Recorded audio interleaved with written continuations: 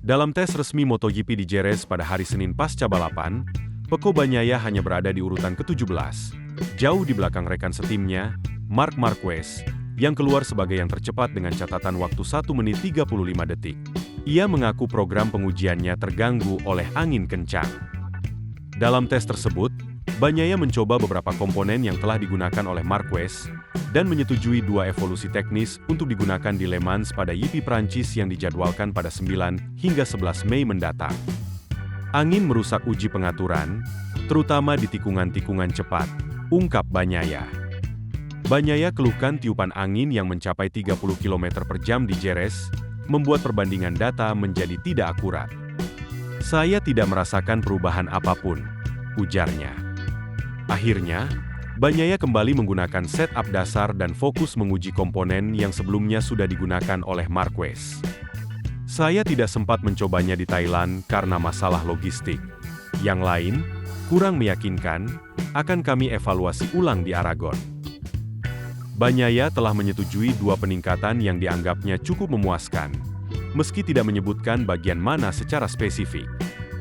Bukan sasis. Saya tidak merasakan failing yang cukup untuk mengujinya. Marc sudah mencobanya, dan dia benar, jelasnya. Tangki bahan bakar untuk sprint, yang sempat diprioritaskan oleh Ducati, juga akhirnya tidak digunakan. Alex Marquez berhasil meraih kemenangan pertamanya di MotoGP di saat Marc Marquez mengalami kecelakaan pada balapan GP Spanyol. Berbicara kepada GP1.com, manajer pembalap MotoGP, Carlo Pernat memberikan pandangannya terhadap penampilan duo Marquez tersebut. Grand Prix Jerez dan kali ini pria terbaik hari ini adalah Alex Marquez, katanya, mengacu pada kemenangan Alex tersebut. Ia selalu kurang mendapat sorotan, mungkin karena orang-orang masih menunggu sesuatu yang besar dari anak ini, tetapi ia telah melakukan hal yang paling penting dengan memenangkan GP dengan prestasi yang luar biasa.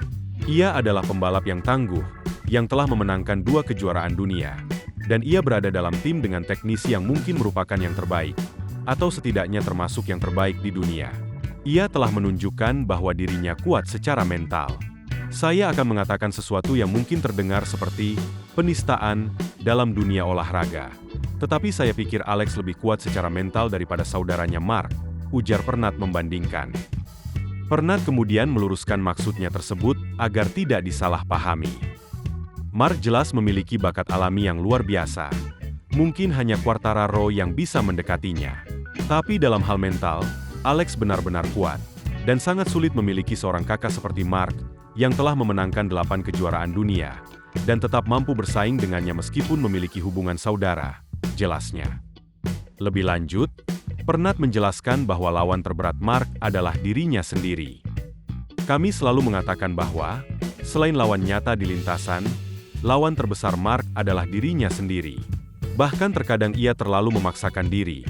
Tapi itu adalah bagian dari karakternya, dan ia tidak bisa berbuat apa-apa terhadap hal itu. Ia kesulitan dalam mengatur jalannya balapan. Terutama ketika ia melakukan start yang buruk seperti hari Minggu lalu. Ketika ia terjebak di posisi ketiga, ritmenya rusak dan kemudian ia melakukan kesalahan, ujarnya. Prototipe P4 Yamaha mungkin telah menjadi berita utama baru-baru ini, tetapi pabrikan tersebut menegaskan komitmennya terhadap inline 4 saat ini dengan memperkenalkan mesin yang diperbarui pada tes MotoGP Jerez hari Senin. Setelah mengakhiri puasa pole dan podium Yamaha selama akhir pekan GP Spanyol, Fabio Quartararo melanjutkan momentum dengan finish ketiga pada tes pasca balapan. Catatan waktu terbaik Quartararo, 1 menit 36 detik, selisih 0,4 detik di belakang pemimpin tes Marc Marquez. Namun, fokus utamanya adalah pada mesin, bukan catatan waktu. Kami menguji mesin baru, dan hasilnya tampak positif, ungkap Quartararo. Kami mungkin akan menggunakannya di Le Mans, tetapi sebelum itu, para teknisi harus menganalisis data dengan baik. Lintasan lurus di sini sangat pendek. Tetapi yang terpenting adalah melihat apakah kami memiliki tingkat kelincahan yang sama dengan mesin baru seperti mesin standar. Rasanya bagus.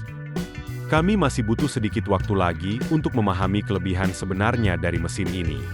Namun ada beberapa hal positif yang menurut saya bagus. Saya siap untuk Le Mans.